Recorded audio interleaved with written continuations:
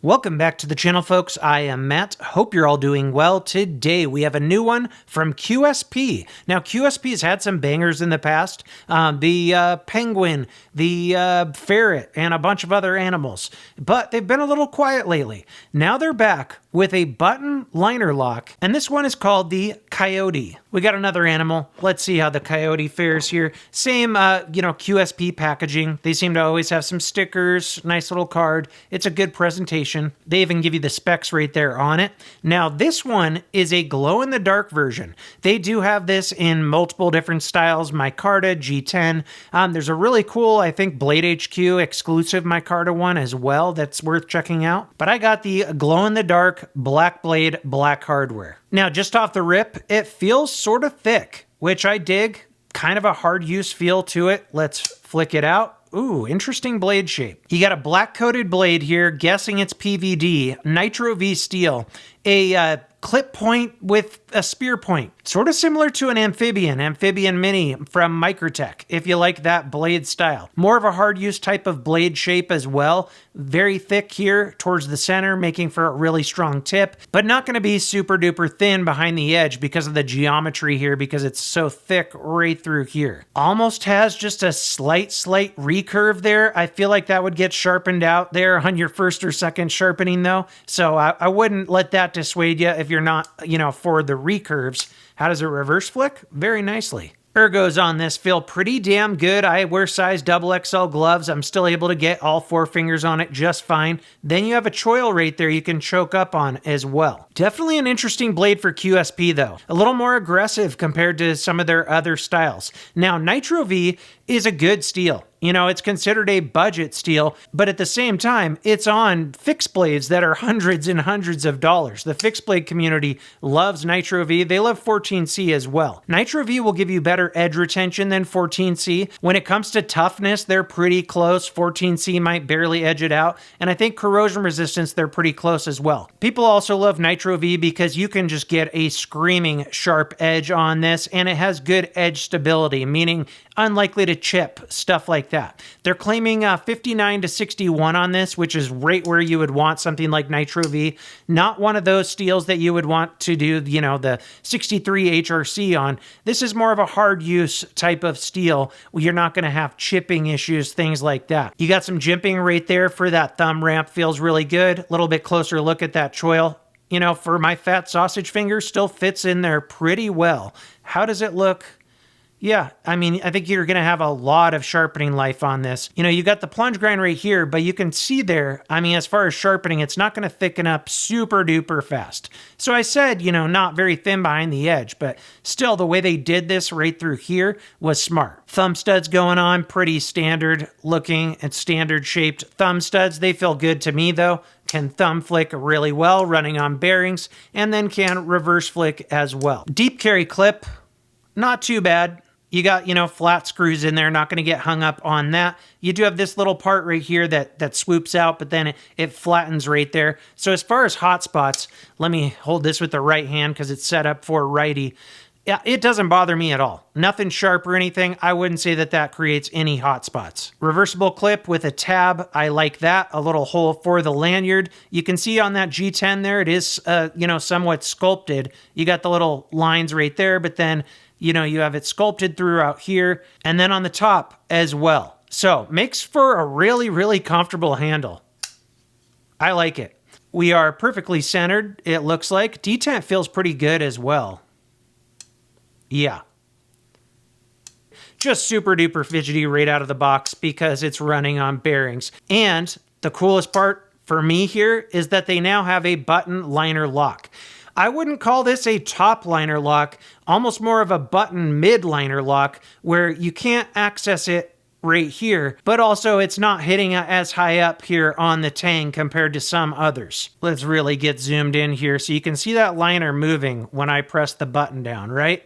And then from this side, you can see it right there. But it's far enough back that you would never be able to adjust that with your finger. You do have inset liners on both sides there. They are pocketed out a bit for weight. Let's go ahead and take some measurements on this. And right hand flick, Ooh, I can do it pretty well. That's a good sign of fidgety action if I can flick it out that well with my right hand. All right, the cutting edge itself, about 2 3/4. Overall, the blade, a little bit over 3 1/4, maybe, 3 3/8 or so. Overall length of the knife, about 7 1/2, maybe just a hair under. I feel like this would be a good prospect for an XL version as well.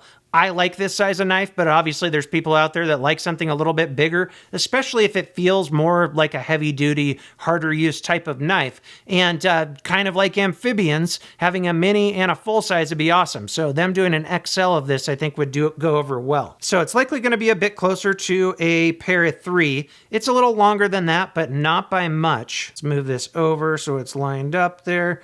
Yeah, a little bit shorter, but not by much. Feels like more in your hand, though, to me. PM2, definitely going to be longer. Keep in mind, too, I'm not perfectly pointed down with my camera, so if I put this up here and then this, they don't look as drastically different. But the PM2 is clearly longer. Weight on this guy, 3.55 ounces, about perfect for a knife like this, especially because the handle feels a bit thicker to me. And keep in mind, when I say that, I'm kind of comparing to other QSP knives, like the ferrets or the penguins. Definitely just has a bulkier feel in my hand compared to some of those. Blade stock thickness, about 124 thousandths or so. Handle thickness, 508 thousandths, so a little over a half an inch. Just to give you a comparison there, a Para 3 is 444 thousandths. So obviously I'm not, calling this thing a cold steel or something, just has more of a hard use knife type of feel to it, to me, compared to some of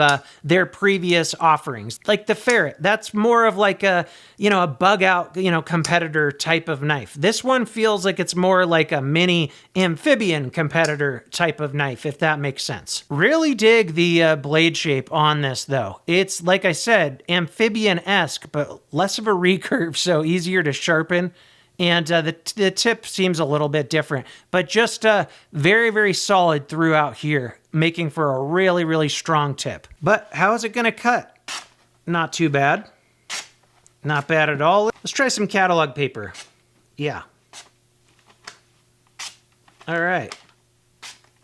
Feels pretty good. Now, as far as the feeling of this lock, has a pretty good amount of stiffness, but because it is new, we will do a little spine tap here. Let me put on a glove. New to them, of course, not the first one to do a lock like this, but everyone's is a little bit different, so we got to test it out.